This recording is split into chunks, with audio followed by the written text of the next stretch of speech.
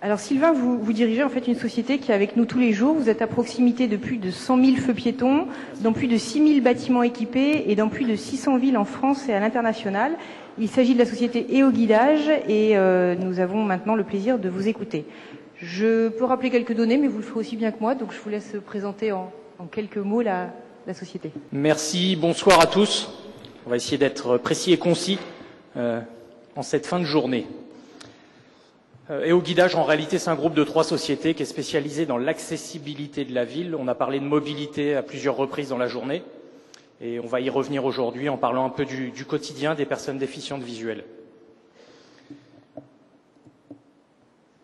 Ce qui est intéressant, c'est que ça fait 20 ans, plus de 20 ans aujourd'hui, qu'on travaille sur cette problématique-là, bien avant la loi de 2005, et que le modèle qu'on a souhaité développer, finalement, c'est de partir des besoins des usagers, de réfléchir en termes de problématiques de mobilité dans la ville, et puis de faire travailler des ingénieurs, mais pas que, parce que parfois c'est un peu dangereux, sur des solutions qui rendent la vie finalement plus facile.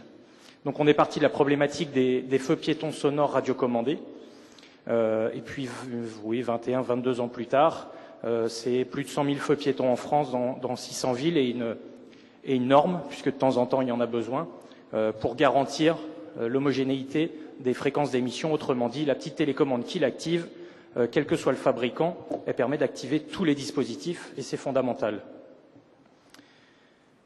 Je parlais de chaîne du déplacement, on l'a vu à plusieurs reprises. La chaîne du déplacement, c'est tout au long d'un déplacement à partir de chez soi jusqu'à un point donné dans un bâtiment en empruntant les transports. Finalement, il y a une multitude de problématiques qui se posent en termes de localisation des arrêts de bus. On l'a vu tout à l'heure avec la RATP, localiser l'entrée d'une station de métro, localiser l'entrée d'un bâtiment public, d'une agence bancaire, ou se déplacer dans une gare, par exemple. Et puis, on va quand même associer aussi à cette réflexion-là les questions de sécurité, puisqu'en réalité, le métier de professionnel de l'accessibilité, c'est de permettre à tous de se déplacer de manière la plus autonome possible dans l'environnement urbain. Et à partir du moment où on fait ce travail-là, finalement, on a une forme de responsabilité quant à la capacité d'évacuation des personnes qui seront autonomes dans certains sites, et en particulier les plus compliqués. Et on comprend très bien les problématiques d'évacuation de personnes sourdes ou aveugles, par exemple, sur des bâtiments complexes. Alors concrètement, je suis là pour vous parler d'une solution parmi d'autres et de parler du présent, pour le coup. On parlera un petit peu d'avenir juste derrière.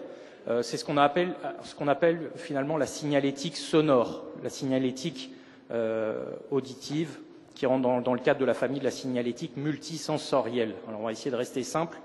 Finalement, pour les voyants qui sont dans la salle, vous utilisez des centaines de fois chaque jour de la signalétique visuelle.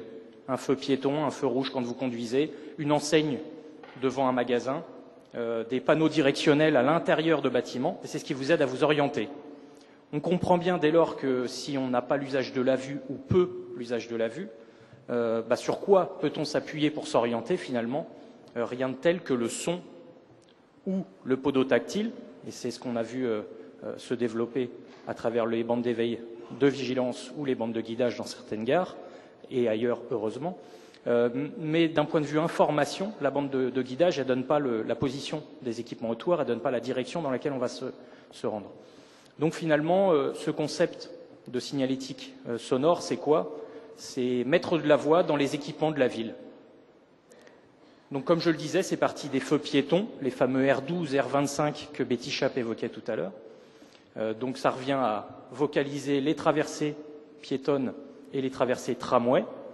Donc il est toujours bon de rappeler que ces dispositifs sont aujourd'hui largement déployés dans les villes, que les télécommandes sont normalisées et permettent d'activer ces dispositifs.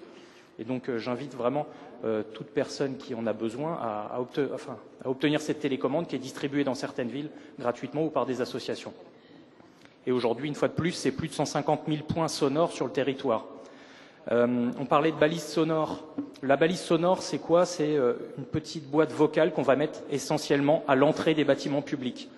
De la même manière, aujourd'hui sur le territoire, tout fabricant confondu, on est à près de 25 000 balises sonores qui permettent de localiser un certain nombre de points.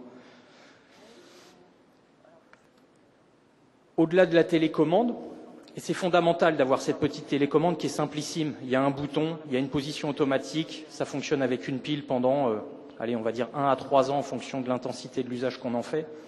Ça permet d'être facilement utilisé par tous. Au-delà de ça, puisqu'on est là pour parler du futur, le smartphone se présente comme une évidence dans les solutions qui vont apporter encore plus de mobilité à l'avenir.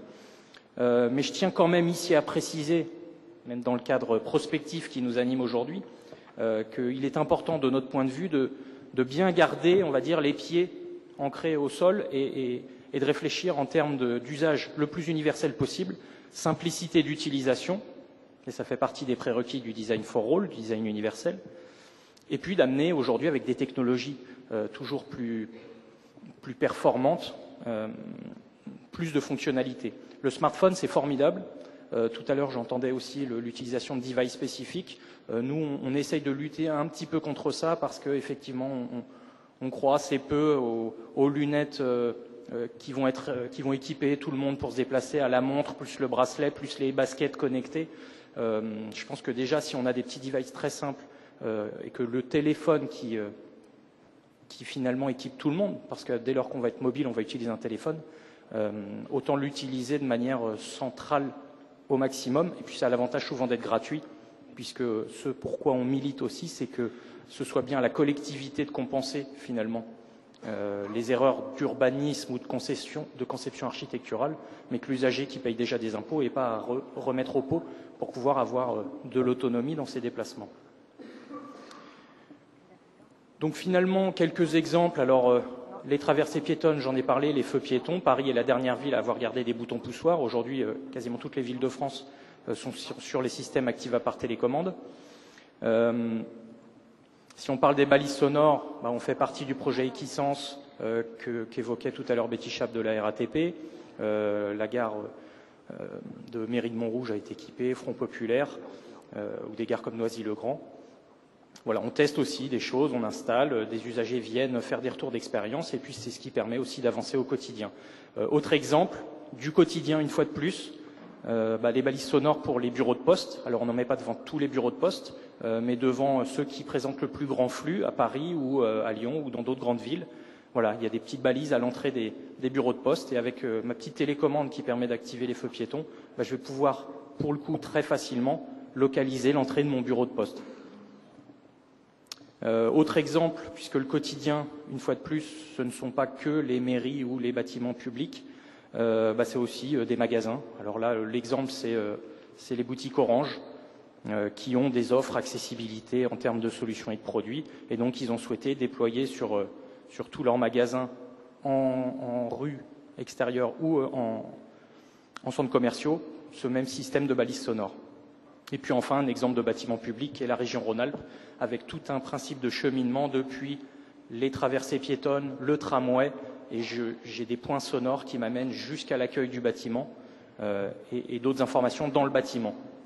Alors pour terminer sur le futur, en 1 minute 30, et après je passerai la parole à Pascal, effectivement, ce sur quoi on travaille aujourd'hui, c'est pour intégrer des nouvelles technologies, donc améliorer l'usage. Une bonne technologie, c'est une technologie aussi qui a un coût qui permet d'être déployée. Puisque finalement, on peut avoir des très bonnes technologies aujourd'hui, mais si leur coût est trop élevé et leur usage trop compliqué en termes de temps d'acquisition, ça ne sert à rien. Donc aujourd'hui, nous, on va travailler sur ce que vous entendez peut-être régulièrement dans les médias, tout ce qui est e-beacon, géolocalisation indoor. Et donc c'est ce qui arrive. Alors là, on n'est pas dans le demain, dans 10-20 ans, on est dans le demain dès cette année, avec des sites pour faire de l'expérimentation à partir de son smartphone.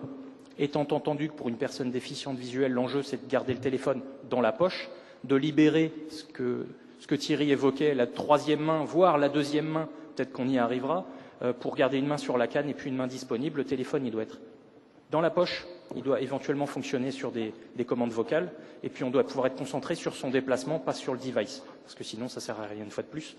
Donc voilà, nous on travaille sur tout ce qui est e-beacon, ce